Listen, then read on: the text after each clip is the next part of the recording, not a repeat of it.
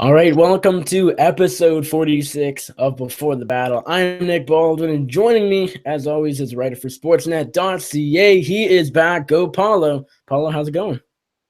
Happy to be back, Nick. Sorry I couldn't make it last time. Some last minute things came up, but happy to be back, man. Looking forward to the fights as always. Yes, of course. And Daniel Levy, who, of course, the host of Before the Battle. He'll be joining us in a little bit. He's just finishing up a few things, his podcast-wise, but he will be joining us later on in the program. Five goes down this weekend from Brasilia, Brazil, and in the main event, Chris Cyborg makes her sophomore against Lena Lansberg. Quite the main event there. That may be a little one-sided, to say the least. But we'll start out on the Fight Pass prelims. First fight of the night, Glyco Franca taking on newcomer Gregor Gillespie. Paulo, I know off the air we briefly mentioned this fight, and neither of us know a whole lot about Gregor Gillespie. But what do you know, and how do you think this fight plays out with Franca and Gillespie? Okay, I think is it Gillespie or Gillespie? I think it's Gillespie, isn't it? Gillespie, same difference. Yeah, well, regardless, I haven't really done much study on Gillespie yet, but just based on the fact that Glyco has, the UFC experience, he's the bigger guy, longer reach, just bigger body. I think he might just pull this one off. Hard to win on short. I know it's not super short notice, but yeah, I gotta go with the stats first if I don't know exactly who's fighting who. Yeah, I admittedly don't know a whole of a heck lot against about the newcomer, but Glyco Franca coming off the loss to James Vick, tougher competition. I'm going to go with, I mean, it probably could go either way. Vincent Luke taking on Hector Urbina. Actually, kind of an interesting welterweight matchup. Luke has been on a roll. Urbina's been out for a little while. How do you see this fight playing out between the Silent Assassin and El Toro? I think Luke, aka the Silent Assassin, is going to pull this one off. What's his name? Urbina, if I'm not mistaken, his last fight against Fabinski or someone from the European card, and I think that guy was a grappler, and I think Luke is a better grappler than that guy, and his striking is improving. I just think he's just a better fighter than him, and Urbina lost to that guy, so without doing too much MMA math, I think Luke is going to handle Urbina here. I completely agree. I think the big pick or the pick people should go with it is Vincent Luque here. I mean, yes, Urbina maybe could pull it off. He's a gritty guy. He's a veteran. I'm a lot more experienced than Luke, but I think Luke is getting better every day. Urbina, it's tough to say. He's a tough guy, though. So, I mean, he could pull this one off. But I would have to imagine that Vincent Luke is going to pull off the finish here, likely on the mat. Next up, the featured Fight Pass prelim, Alan Patrick taking on Stevie Ray, Braveheart. Fairly interesting lightweight, welterweight matchup here, actually. How do you see this one playing out? Oh, what lightweight? Yeah. What do you say, welterweight? Yes, cool. Yeah, exactly. I said lightweight, then changed things back. Well, they probably regularly weigh as welterweights, but I got probably or middleweights. That's tough for me. I'm flipping back and forth here because I think Stevie Ray's the more polished fighter. I think he's the better fighter overall. But I mean, Alan Patrick is just, when you watch him, he has all the physical tools. Like his takedowns are really explosive. He's got good reach, and he's just a very athletic guy. But I mean, he's still so raw, man. Just the way he fights, it's like so reckless. And then what's it called? Damian Brown, who comes in on 7 days notice or something, handles him for a good portion of the fight. Like, he didn't look good in that fight at all. So I'm gonna pick Stevie Ray here. I think he's gonna be able to get in close and pick apart Patrick. But the wild card for Patrick is his wrestling. If he can get him down, I don't know, maybe push him against the fence and keep him there, then he can probably get a BS decision in Brazil. Yeah. It's always tough when a Scotland fighter is taking on a Brazilian in Brazil. I believe Stevie Ray should be able to pull this one off, but as you said, who knows? Alan Patrick could get the job done here. He's been out of action for a little bit. So has Stevie Ray. Ray, I was high on, but he didn't look that good in his last outing. It's going to be interesting, though. Both guys are pretty highly experienced for what you want to consider up-and-comers. But I do think Stevie Ray, as the favorite, will be able to pull this one off, likely by decision. I do see it being close. I don't think Ray will pull off a huge knockout or submission, but I do think he'll get the judge's nod at the end of the day. Now, next up, we got Eric Silva taking on Luan Chagas. Now, infamously or famously, I don't know how to put it, the Love Fest, for some people here on Before the Battle, has been real in the past. So, Paolo, I got to know, has the Eric Silva Love Fest come to a crash for good? Yeah, I would say that he lost to Nordin Taleb, and he didn't just lose to him. He got knocked out by Nordin Taleb. I'm pretty sure a lot of people bet Nordin Taleb by decision there, and they got pissed off because they're like, what the heck? Nordin Taleb just knocked out Eric Silva. And from what I've been saying about Nordin Taleb, he's like the measuring stick. He's like the Taleb scale in the welterweight division. If you can't beat Taleb, you're in the bottom 50% of that division. And if you can beat Taleb, you're in the above 50%. So what does that mean for Eric Silva?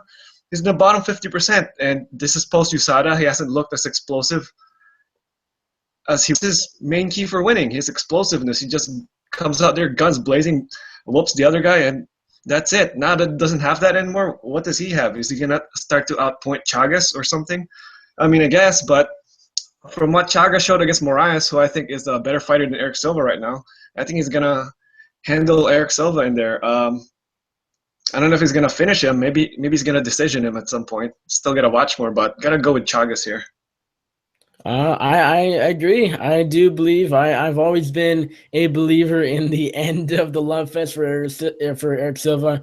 This is definitely one of that fight where it's like, if Eric Silva wants to maintain any sort of legitimacy in the welterweight division, he has to win this fight. Luan Chagas, not too experienced, although he does have 16 fights. So, I mean, UFC experience, though. Just got into the UFC earlier this year, has only had one fight. It was a draw against Moraes, right? I believe it ended up being a majority draw, correct? Was it? Or I think he lost a majority decision. I don't know. I have to check. Maybe. I don't know. It is a draw. It is a draw. Yeah, that's what I was thinking. Yeah, it was a draw.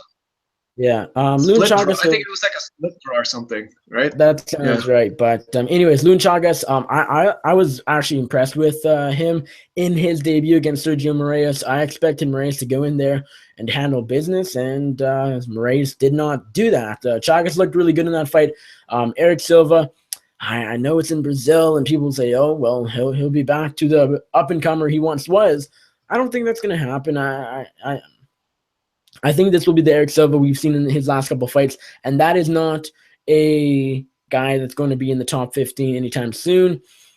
His best days are behind him, even though he's still fairly young at right around 32 or so, I'd imagine.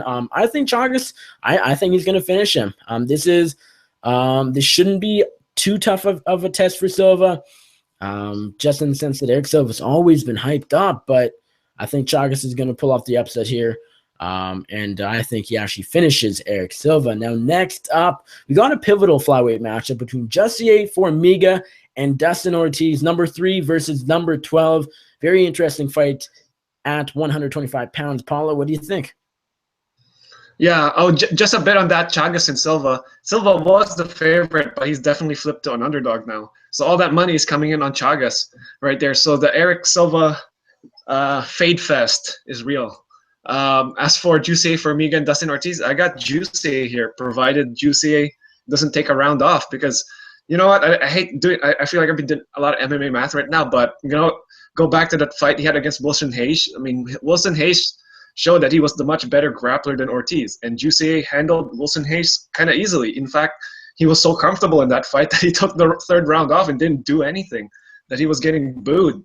So, I mean, if he's going to do that against Ortiz, there's a chance maybe Ortiz wins on volume because he's the more active fighter. He's the guy that's constantly trying to go for takedowns, even though he's not getting them. Maybe he's throwing more strikes. But, I mean, it's in Brazil, so that's hard to see someone give the decision to Ortiz. So I think Jussier is going to win this. Yeah, I agree again, and I hate that we're agreeing on just every fight here. But hopefully that will change. Maybe when Daniel comes in, we'll differ. But anyways, I gotta go Jesse Formiga here. Dustin Ortiz, a little disappointing.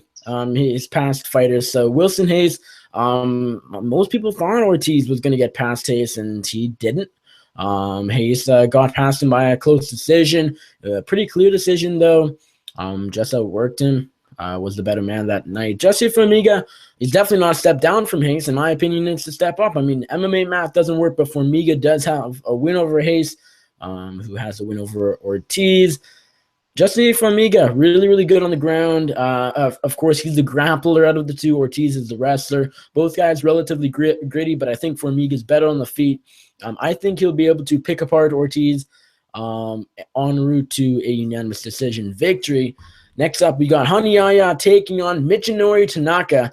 I'm actually really looking forward to this bantamweight clash because, I mean, I'm a fan of grappling, and this should be a very fun fight on the ground. Paolo, are you going with the Brazilian here or the Japanese fighter? Oh, this is tough to pick, but I agree with you. This is going to be a fun fight. Because I'm a fan of grappling with a lot of scrambles. I don't like it as much when it's one guy just basically on top of the other guy and pushing him down there and just asserting, positional dominance. So I think this is one of those fights where, yeah, we might see a bit more scrambles, or we could see Hanaya completely school Michinori Tanaka, which I think is more likely. Yeah, just the better grappler here. And the thing about Haya, though, is I don't think he's as good off his back as Joe Soto was. And in that fight, we saw Tanaka take Joe Soto down like a lot, but he would like fight for his life when he was on top. So I think Joe Soto won that fight. With Haya, most of his best submissions are like from the top position or from the back. So we'll see what's going to happen if Tanaka can sort of just, lay and prey on him, just put him basically like keep him on his back and just ride a decision out. But again, this is in Brazil, so in a close fight, you got to lean with the Brazilian here. So I'm going to go with Haya. Yeah, this is a close one. And as I said there just a minute ago, I hope we differ. And this will be the first one we disagree on. I am going to go with Michinori Tanaka. Yaya has the grappling advantage, but Tanaka is no slouch on the ground whatsoever. His specialty is on the mat, more of a wrestler, more of a grinder. Yaya looked really good in his last fight against newcomer Matt Lopez. It's hard to take away, though. Just any you can't really take much away from a win over a newcomer, an inexperienced fighter like Matt Lopez, considering Yaya has had 37 MMA fights. This will be his 38th. Tanaka definitely at an experience disadvantage, but he's a younger guy. I feel he is stronger as well. I think the physical advantage goes to Tanaka. I think he's the more athletic guy as well. Yaya, if he can tap, I wouldn't be surprised either way. Like if Yaya can tap out Tanaka, I won't be shocked whatsoever. But if Tanaka is able to ride out a victory here, I think that's what's going to happen. But it's a tough call because I mean Yaya is so good on the mat. Say even Tanaka takes him down. I like it's hard to think of it's hard to not see Yaya being able to grab a hold or reverse or triangle choke him or something. It's tough to see that not happening, but I'll go with Tanaka here. I think he'll win a close decision. Now, next up, headlining the FS1 prelims, pretty interesting. Lightweight matchup, Gilbert Dorino Burns taking on Michel Tractor Pizarris. Paolo, are you going with? Are you going with? Are you going with the Brazilian? I'm going to go with the Brazilian, Nick. I think 100% the Brazilian wins this fight. Old pick. Yeah. I'm going to go with Dorino here, man. See, with Pizarris, this guy's the second coming of Gleison Tibau. He's this big, burly lightweight that likes to use his little, big, burly body to, grind down other fighters. And he's tough as a tree stump, too. Like, it'll be hard to, take this guy out. But Burns is something else on the mat, man. This guy's one of the better. This guy has one of the best jits in the division. The only thing I'm worried about is, there's a chance Pizarris just grinds him out, man. Just puts him on his back and maybe even tries to survive, but still has the positional dominance. But no, I think Burns is gonna get this done. Yep, I will agree with you once again. I'm going to go Gilbert Burns, but and I think this will be quite the impressive win for him. Prezeris, he has a good record. He's a grinder. He's a good wrestler, but he's just not that impressive. He's inactive. Gilbert Burns, younger, more athletic, as I said. There, the physical advantages go to Burns. Prezeris, you could argue, is stronger, but Burns is bigger, 4-inch reach advantage, 4-inch height advantage. This guy is super legit on the ground. Prezeris just going to be too inactive in this fight. I think Gilbert Burns will be able to tap out Prezeris sometime throughout the fight. I wouldn't be shocked if it's a first-round submission. Next up, kicking off the 6-fight FS1 main card, we got Godofredo Pepe taking on Mike De La Torre. Pretty intriguing featherweight matchup. I'm looking forward to this one. Pepe is stepping up on short notice for Renato Moicano against El Cucuy. Are you going with De La Torre or Godofredo Pepe? You know what? It's hard to bet against Godofredo Pepe in Brazil. I learned that the hard way. And if you think about it, this guy is usually the underdog, and he always pulls off some crazy submission, maybe like a flying arm triangle or a flying knee, not submission, but like just crazy stuff, man. This guy's a fun fighter, man. But the thing about De La Torre is this guy's tough, and to sort of quote what Daniel says on Twitter, this guy's tough. This guy's no slouch. He comes to fight. So I think I like De La Torre here. I can't believe I'm picking against Godofredo Pepe in Brazil, but I just have a feeling because now that he's the favorite, even though it's coming on short notice. I mean, if he was the underdog, I'd pick him, but now that he's a favorite, I'll be like, this is a letdown spot. I think De La Torre is gonna knock him out at some point, maybe the second round. Yeah, since Daniel isn't here, we got to start quoting what he would say. Yes. So as far as this fight goes, I'm going to agree. I'm going to go with the underdog, Mike De La Torre. I don't really know why. Godofredo Pepe in Brazil is quite the madman. That is for sure. You never know. Pepe could pull it off. He held on to the submission against Andre Fili for like 3 minutes and eventually got the tap out. Anything can happen when you're fighting Godofredo Pepe. Andre Fili, among others, know that. El Cucuy, he's a tough guy. I think he's a bit underrated because he got starched by Maximo Blanco super quickly. He got Maximo Blanco is what he absolutely got. That was a bad stoppage, though. I think that was a good stoppage. So. Yes, if I remember correctly, I do believe it was definitely a bit early. And I know De La Torre thought the same thing. So it is what it is about that fight. But I think De La Torre is going to pull it off. Pepe, I don't know. This is a really tough one to call, but I don't. He's the favorite. If it's the underdog, he's gonna win. He's one of those guys. I don't know. That's not a logical breakdown at all, but you know what I'm saying. He's one of those guys. Like he's a letdown. It's a letdown spot. Yeah, I think De La Torre is going to be able to keep the range here. Pepe, yes, he has the advantage on the mat, but I think De La Torre is going to be able to pick Pepe apart on the feet. Has the Pepe has the reach advantage. That's a bit crazy because De La Torre actually has a fairly long reach for a guy his size. But I'm going to go De La Torre. I'm going to pick him. I'm going to pick him to pick apart Pepe and win a decision. Now, next up, perhaps a bit easier of a fight to predict. Thiago Santos Moreto taking on Eric Spicely Sabrina. Santos is, of course, a major favorite going into this one. Middleweight matchup. Do you think Thiago Santos gets back into the winning column? I think, well, first lead. This is like the temptation to fade Eric Spicely and just think he's a can is strong in this one. But as we all know, every time we count fighters out, something can happen. Now, the thing here is Eric Spicely actually has a path to victory.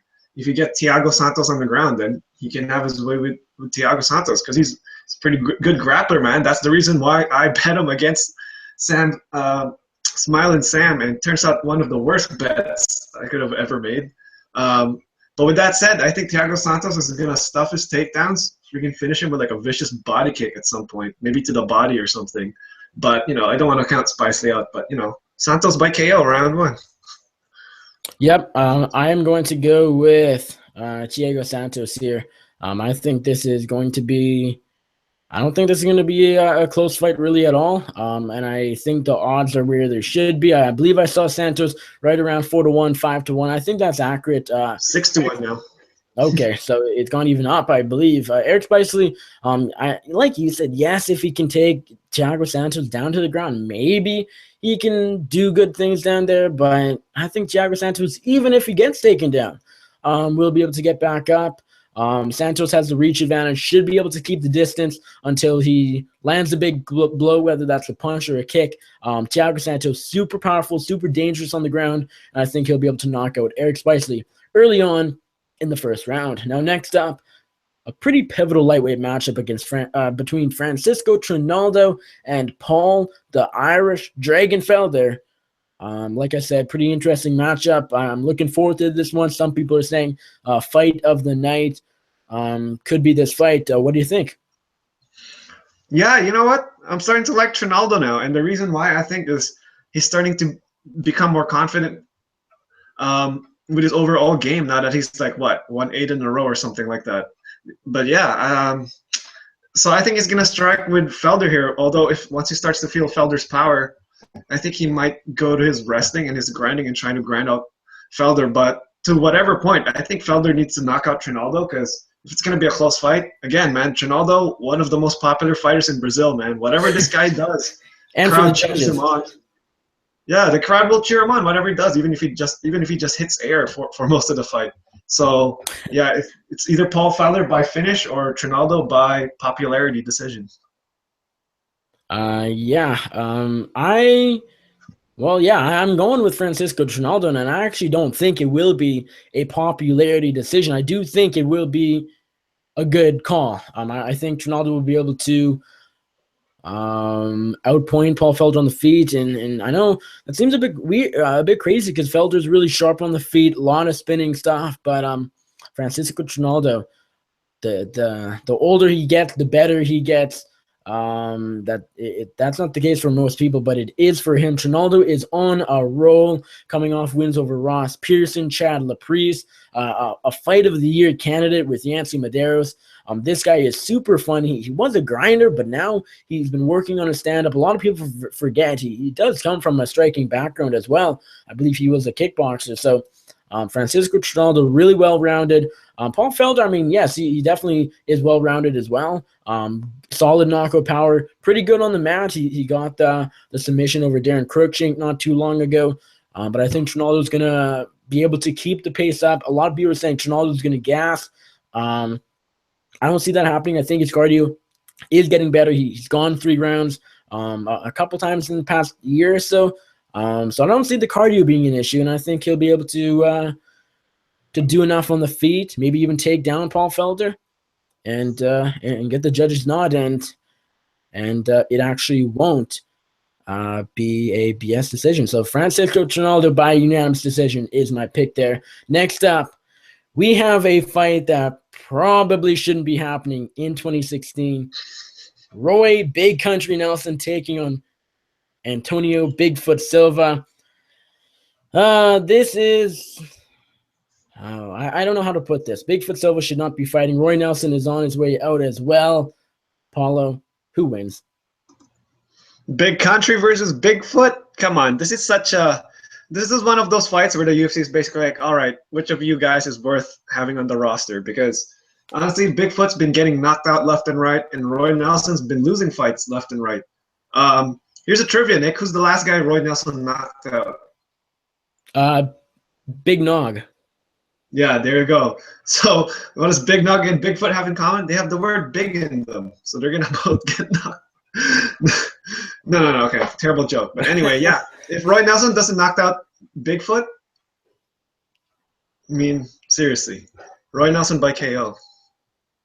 Yeah. Bigfoot Silva is getting knocked out by guys that aren't known for their knockout power, a.k.a. Stefan Struve. Yes, I know heavyweights can knock out anybody, but let's admit it. Stefan Struve is not known for his knockout power, and he knocked out Bigfoot Silva in like 25 seconds. Bigfoot Silva has the biggest physical chin, but he has no chin.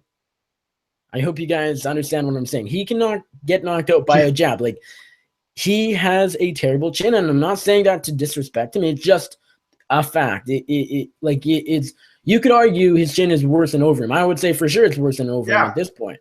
because he also has a condition where he needed TRT to function properly, right? And the UFC didn't give that to him. So now that he's not on it, he's getting knocked out left and right. He shouldn't even be fighting, in my opinion. Oh, I 1000% agree. I've been saying for his past, probably 3 fights, that this guy, I really don't like watching Bigfoot fight in 2016 or even 2015 because I really am worried for him. I really don't think it's safe whatsoever. I truly believe he needs TRT or he needs something because with his condition, I really don't think it's safe to fight, considering the fact how many times he's gotten knocked out recently. He almost got finished by Soa Palele before making sort of a comeback in that fight. This guy should not be fighting. Now, as far as Roy Nelson goes, this guy probably shouldn't be fighting either, but at least he still has a chin. At least he still can do something in the cage. Bigfoot skills are still there, but the chin is just so it limits his skills so much. It takes away from his game overall. Roy Nelson should be able to knock out Bigfoot Silva, no problem. It's been a while since we've seen a knockout from Nelson because he's getting older, because he's getting even less athletic than he already was, if that's even possible. But Roy Nelson is going to get back into a winning column here because Bigfoot will lose to I truly believe I would pick anybody against Bigfoot Silva in 2016, any heavyweight that is. And again, I'm not saying that to disrespect him whatsoever, but it's just that his chin is so bad in this year. I've been spending way too much time on a fight that's going to last 20 seconds. So Roy Nelson by knockout, first round. Put your money on it. All right, co-main event: Henan Brown taking on Philippe Nover. What a bizarre matchup this is. Former greatest of all time, so it's not greatest of all time, but pound for pound king almost a couple years ago. And he's gone downhill so fast all the way to fighting Philippe Nover, who, although was once considered the future Anderson Silva, he's definitely not the future. Pierre. Yeah, GSP Anderson Silva, whatever. He's definitely not there. He's definitely not a top contender. This is a fight that Brown should win, but if there's anyone more on the downside than him, it's Bigfoot. But other than Bigfoot, it's probably Henan Brown. Are you picking Brown or Philippe Nover? Yeah, I like Barao to win this fight, but I mean, 4-1 or like 9-2 or whatever the odds are now, it's like that's crazy. But that said, it's Felipe Nover, man. Felipe Nover is still mostly the same guy he was when he left the UFC, except he sharpened his skills a bit. He has more wrestling now. His striking's better, but his chin is still not the best. He's still not. He still has. He's still pretty inconsistent, and he can gas and fade in fights. And even if Barao shows up, not being the killer Barao that he once was, which I don't think he is, but he should still get the job done because he's the better striker. He's got the better jiu-jitsu. One of those fights that he should win if he wants to win this fight. And I was going to say that Nover tends to have a way with the judges, but this is in Brazil again, another fight. Seems like everybody on this card has a way with the judges. Yeah. No, this is the thing. But the thing is, they're fighting in Brazil, so that nullifies their thing. Yes, it cancels out. Judges. Yeah. Right. Yeah, because Nover maybe it's not having a way with the judges. It's maybe the way he fights is what the judges like. It's one of those things, kind of like a Benson Henderson or a Gleison Tibau or a Francisco Trinaldo, where the way they fight is the type the judges score. So, yeah, no, Bara's going to win. Yeah, I gotta agree. It's hard not to pick Henan Brown in this fight, even though I do believe his better days are behind him by far. I've been saying ever since the Mitch Gagnon fight, he'll never be the same. I figured that could be the case after the first Dillashaw fight, but it kind of proved that in the Gagnon fight, and then from there on in the second Dillashaw fight and Jeremy Stevens fight, etc. He's not the same fighter. He's so far from the top now. It's really, really crazy to see how quickly Brown has gone downhill from being the champ to being a lost fighter, so to speak, in a new weight class. But he's taking on a guy in Philippe Nover who really doesn't have any advantage in this fight. Barao is advantages for Nover is a slight reach advantage, the height advantage. And yeah, they do mean something. I do like to take into account reach, but when it's 2 inches and when you're fighting a guy of Hennenbrau's caliber, it's tough to say that will play into this fight really at all. I don't think it will. I think Hennenbrau will be able to outpoint Nover pretty easily on the feet. I think he's better everywhere. As I said, better on the feet, better on the ground. He can win this fight wherever he wants, but this is a crucial fight for him, because if he somehow loses to the Filipino assassin, then that's a huge what's the word? He has to go back to the drawing board completely if he loses to Nover. He'll never get back to the top if he loses to Nover. So this is a critical fight for him. This is a fight he has to win. On the other hand, if Nover wins, his stock goes up completely, tons. It would be a huge win for him. But stylistically, this is a good matchup for Rao. He's so much better. Skill-wise, it just comes down to how we haven't seen him since the Dillashaw losses against this low caliber of a fighter. Now, Nover is a good fighter, but he's not on the caliber of Jeremy Stephens. So it's going to be interesting, but I do think Hennenbrau should be able to win this fight rather easily and possibly inside the distance. Now he did beat Mitch Gagnon, right? So yeah, I mean the thing about that fight, and I've said it ever since that fight happened, I wasn't that impressed with Brau. Yes, he got the finish in the 3rd round, but he didn't beat Mitch Gagnon the way a pound-for-pound top 5 fighter would beat a guy like Mitch Gagnon. Yeah, pretty much. Anyways, we got Chris Cyborg taking on Lena Lansberg in the UFC Fight Night 95 main event. Do I have to ask you who you're picking, or is it relatively obvious to say you're going with the Brazilian? I am going with Lansberg. In Lansberg. No, I'm not. Or I could actually just say I'm picking Lansberg because I could be a smartass and be like, "Ha! Look, she won." In case the crazy happens and she does win. But I actually wanted to be a hipster and pick her. But after watching a couple of her free fights and stuff like that, I was like, this girl is like fighting some of these girls who are like they can't strike properly. They have basically any like really low level competition, and she's like struggling against them. You know what I mean? So like I don't know. She's getting set up to be squashed here. I don't know why this whole card is just set up for all the Brazilians to like have a good time, man. That's how it is. Yeah. Yeah, this fight there's not a whole lot to say. I don't know much about Lena Lansberg. I've heard actually good things about her in that if she was fighting a mid-tier fighter, that she probably would be able to win.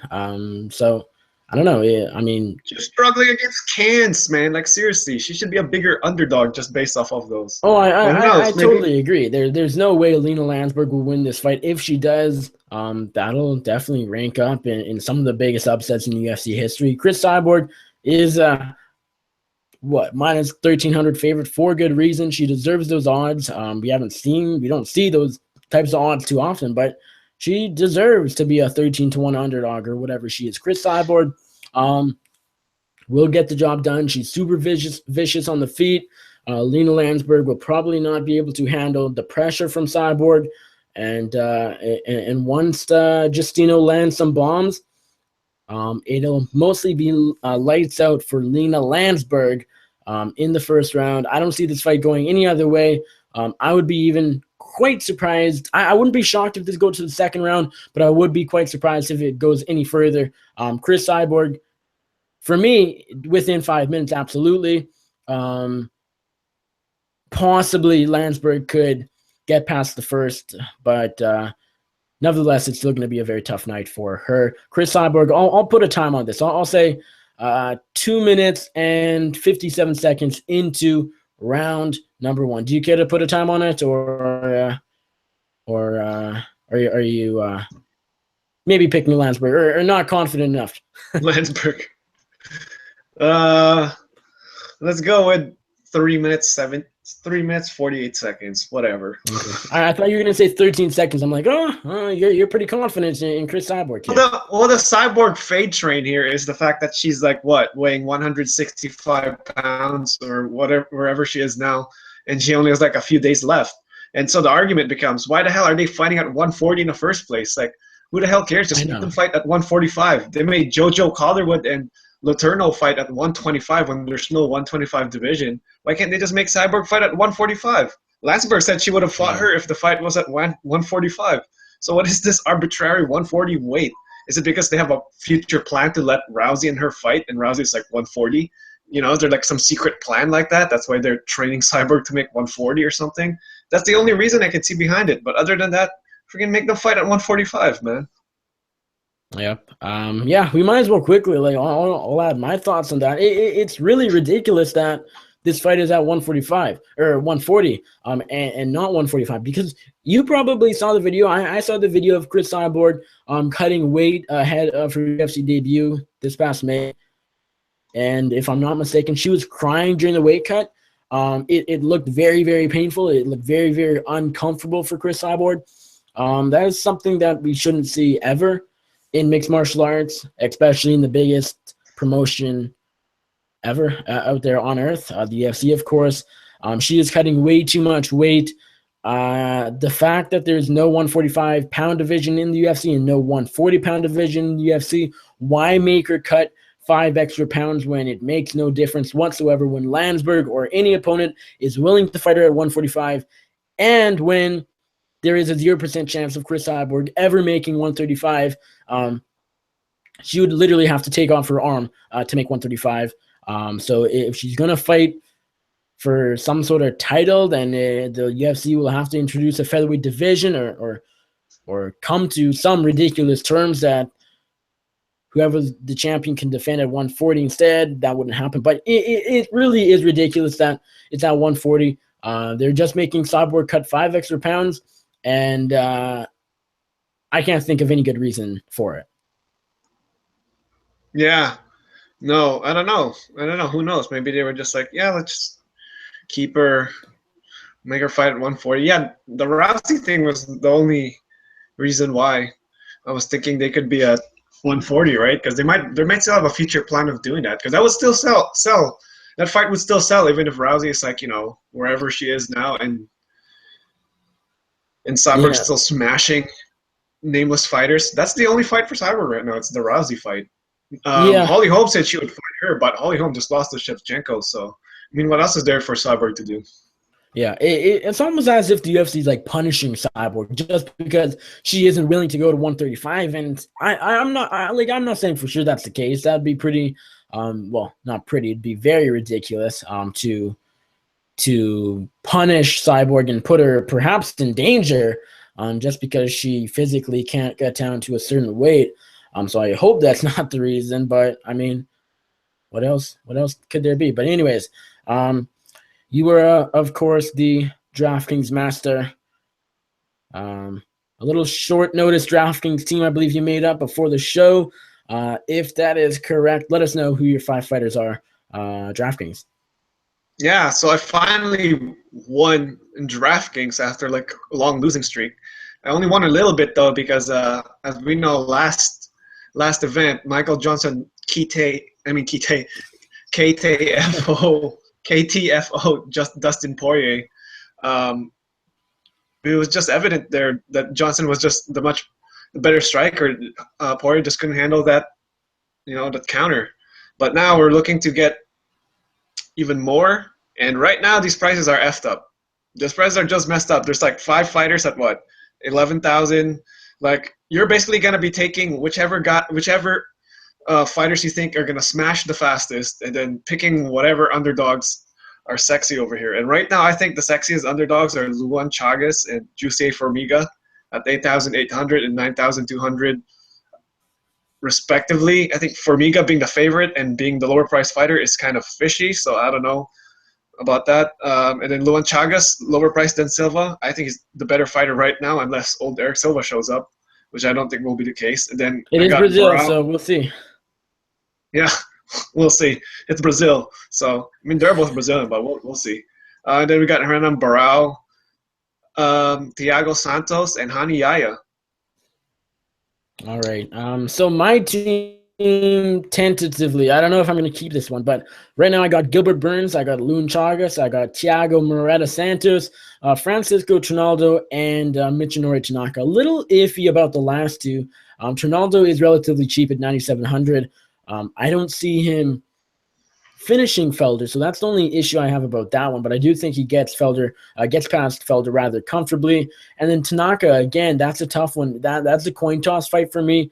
Yaya has a better chance of finishing, and I believe he's a cheaper guy. I mean, somewhere in the 1,900 or 9,000. So I might change that to Yaya. Even though I'm picking Tanaka, I think it's a coin toss, and Yaya by far has a better chance of finishing in that fight. So I might actually change that to Yaya. And then from there, I might be able to change Trinaldo because that would clear up some salary as well. But that's what I have right now. Burns, Chagas, Santos, Trinaldo, and Tanaka. And the thing with Tanaka is Japanese fighters have like a horrible record at in Brazil. That's now true. that I think about it, a lot of Japanese fighters get smashed in Brazil. Even when Ulka Sasaki was like a 4-1 favorite over what's his name, Leandro Issa or something like that, he still got choked out. So we'll see how it is, man. Maybe they get intimidated by the atmosphere because it does get pretty rowdy in Brazil. And then you go to Japan for MMA fights, and it's like people there are so respectful and stuff. It's like two completely different atmospheres. So yeah, who knows? For sure. So I just tried switching Tanaka with Yaya, and I still I was 100 short for Luke. So I don't know. I'll play around with that, but it is what it is. That's what I have for now. Anyways, clearly Daniel Levy. It did not show up midway through the show as we expected. He's just having a little delay, a few delays, a big delay with his show, but that is all good. So make sure you check out his show and whatnot to get his thoughts on this fight and on this card and whatnot. Anyways, Paolo, let everyone know as always where they can find you on social media, your writing, anything else you gotta plug.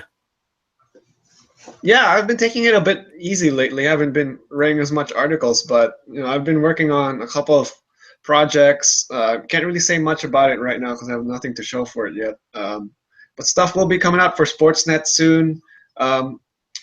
Might be coming back with Vendetta Fighter here first. And then you can find me at GoPaolo MMA like it says down there.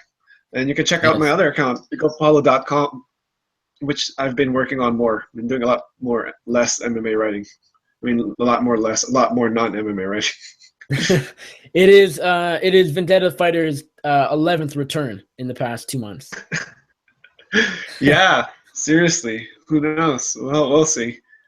Yes. Jay Russell told me that the sale didn't go out as planned, but anyways, we'll save that for another day. As far as me, you can find me on Twitter at NickUFC. As always, you can check out my writing at bloodyelbow.com. You can check out my other podcast, The MMA Circus. I host it each and every week with Andrew the Clown Kid Lawrence. That is presented by bloodyelbow.com. That's available on Bloody Elbow, iTunes, Stitcher, Pocket Cast, Google Play, and just about anywhere you can listen to podcasts. So go check out the MMA Circus. Episode 77 will be out tomorrow morning.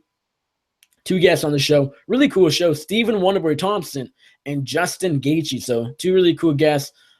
Pretty happy with this episode. Andrew actually didn't. He was busy tonight when we recorded. So it is actually just me. So maybe if you listen to the show for Andrew, maybe this isn't the episode for you. But we actually have giveaways.